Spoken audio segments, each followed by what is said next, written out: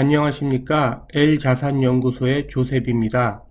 오늘은 여러분들이 가지고 계신 현금 자산 등을 어디에 투자하는 것이 가장 좋은 투자 방법이 될 수 있는지를 제가 뽑은 7개의 투자 자산을 살펴봄으로써 알아보도록 하겠습니다. 여기에 나와 있는 것들이 제가 뽑은 7개의 주요 투자 자산들이 되겠습니다.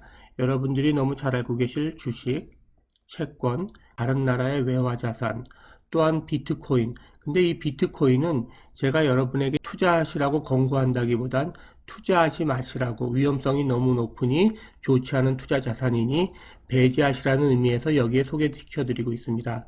그리고 전통적인 자산인 안전자산인 금, 요즘은 또 그림이나 조각에도 투자를 하고 있죠. 또한 석유와 곡물 같은 선물에도 투자를 할 수 있으며, 마지막으로 개인이 투자할 수 있는 가장 큰 덩어리인 부동산에 대해 이렇게 비트코인 외에 7개의 주요 투자 자산들을 여러분들이 투자할 대상으로 고려하시면 되겠습니다. 자, 그러면 무엇보다 가장 대표적인 우리가 잘 알고 있는 투자 자산으로서 주식에 대해 좀 살펴보겠습니다. 이 주식은 크게 두 가지 특징이 있는데, 하나는 원금을 까먹을 수 있는 원금 손실의 위험이 있는 그러한 투자 자산이 되겠습니다. 그러한 반면 원금은 까먹을 수 있는 위험이 존재하지만 또한 아주 높은 고수익을 가져다 줄 수 있는 투자 자산이 바로 주식이라는 투자 자산의 특징이 되겠습니다. 그래서 총 100만원을 가지고 계시다면 20만원 정도까지만 투자를 하신다면 혹시나 발생할지 모르는 원금 손실의 경우에도 20만원 이상의 손실은 발생하지 않게 되겠죠. 그래서 대표적인 투자 자산의 첫 번째로서 주식에 대해서 간단히 살펴보았습니다. 그러면 두 번째로 채권에 대해 알아보도록 하겠습니다. 궁극적으로 채권이라 하면 정부 채권과 같이 원금이 보장되는 그러한 안전한 투자 자산을 말하겠습니다.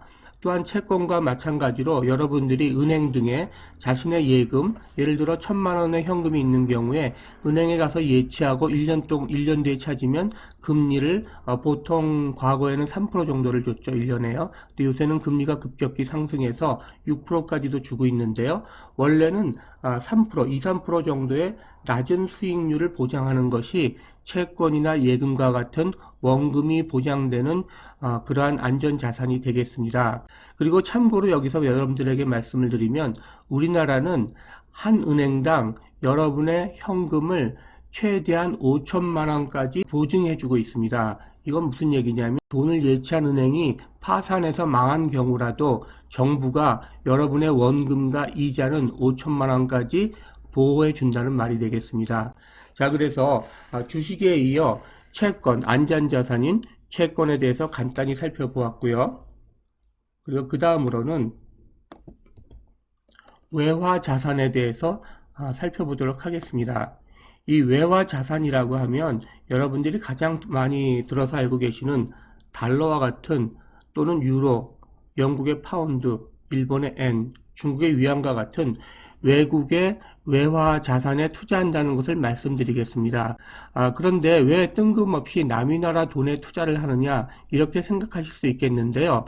가장 대표적인 경우가 이런 일이 두 번 다시 우리나라에 일어나면 안 되겠지만 1997년 당시, 즉 IMF라는 외환 위기가 닥쳤었죠.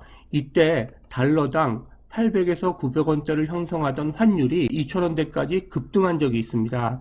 이것은 약 아주 단기간 내에 250%의 수익이 났다는 얘기인데요.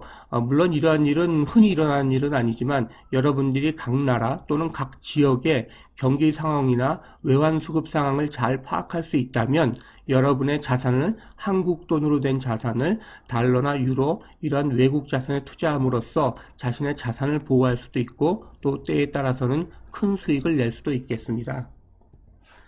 그래서 외화 자산에 대해 간단히 살펴보았고요. 다음으로는요, 서두에서도 말씀드렸지만 이 비트코인에 대해서 이제 간단히 살펴보겠는데요. 비트코인은 투자 자산으로서 고려하라는 의미가 아니라 투자하지 마시라고 경고하기 위해 여기에 설명드리고 있습니다. 이 비트코인은 간단히 말씀드려서 화폐도 아닌 것이 화폐처럼 행동하는 그러한 자산이 되겠습니다. 또한 금과 같이 안전한 자산이 절대 아닙니다. 그런데 마치 자기가 금과 같이 안전한 자산인 것처럼 그렇게 자신을 포장하고 있죠. 이 비트코인은 그 속성이 아주 도박성이 농후합니다. 그리고 정책 당국이 만약에 이 비트코인에 대한 규정을 새로이 하거나 정책을 바꾸면 이 비트코인의 가치가 아주 급격히 하락할 수 있는 위험이 늘 상존해 있습니다. 그래서 저는 개인적으로 비트코인에 투자하지 말 것을 여러분에게 권고드리겠습니다. 자, 그리고 우리가 이제 가장 잘 알고 있는 전통적인 안전자산으로서 금에 대해서 간단히 살펴보겠습니다. 자, 이 금은 우리 인류가 아주 오래전부터 안전하고 가치를 보유할 수 있는 그러한 자산으로 여겨져 왔습니다. 그래서 이 금에 투자를 하면 아주 극단적인 경우에 만약에 그 나라에 전쟁이 발생하거나 1930년대에 미국에서 발생한 대공황과 같은 아주 큰 경제 위기가 발생하는 경우에 자기의 자산을 온전히 지킬 수 있으면 물론이고요, 엄청나게 고수익을 낼 수 있습니다. 다음으로는요, 네, 예술작품에 대해서 간단히 살펴보겠는데요. 이 예술작품은 여러분들이 뉴스나 언론에서 들어서 아시겠지만 재벌가들이 주로 투자로 삼고 있는 그러한 투자 자산이 될 수 있겠습니다. 그래서 그림이나 조각과 같은 곳에 투자를 해서 자신의 자산도 보호하고 또 때로는 은닉하는 수단으로 예술작품에 투자하기도 하죠. 그래서 예술작품에 대해서는 그 정도 알아보고요. 선물이라는 투자 자산이 있겠는데요. 이 선물은 여러분들이 그 석유나 곡물과 같이 인류가 생활하는데 꼭 필요한 물질의 미래 가치에 투자하는 형태가 되겠습니다. 그런데 이 선물 자산에 투자하는 것은 높은 수수료가 수반되기 때문에 주의가 필요합니다.